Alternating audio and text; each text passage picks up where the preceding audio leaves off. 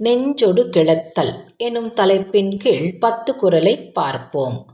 நினைத்ததொன்று சொல்லாயோ நெஞ்சே எனைத்தொன்றும் எவ்வ நோய் தீர்க்கு மருந்து.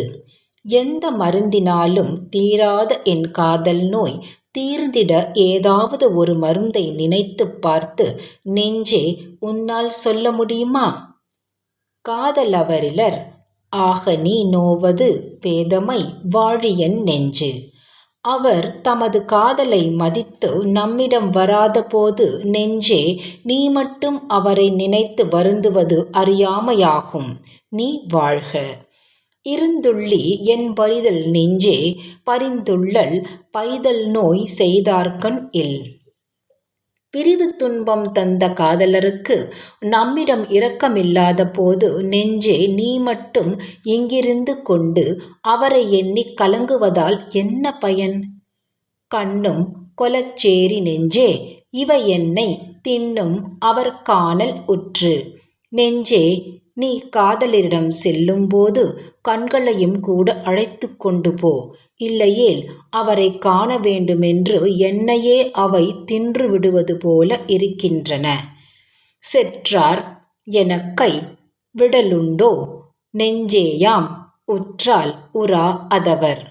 நெஞ்சே நாம் விரும்பினாலும் நம்மை விரும்பி வராத அவர் நம்மை வெறுத்து விட்டார் என நினைத்து அவர் மீது கொண்ட காதலை கைவிட்டு விட முடியுமா?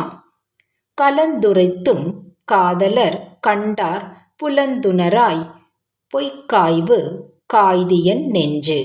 நெஞ்சே கூடி கலந்து ஊடலை நீக்கும் காதலரை கண்டால் ஒரு தடவை கூட பிணங்கியறியாத நீ இப்போது அவர் மீது கொள்கிற கோபம் பொய்யானதுதானே? காமம் விடுவொன்றோ நான் விடு நன்னெஞ்சே யானோ பொறேனி விரண்டு.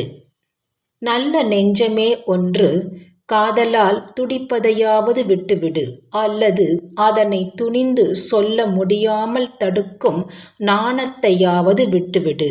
இந்த 2 செயல்களையும் ஒரே நேரத்தில் தாங்கிக் கொள்ள என்னால் முடியாது.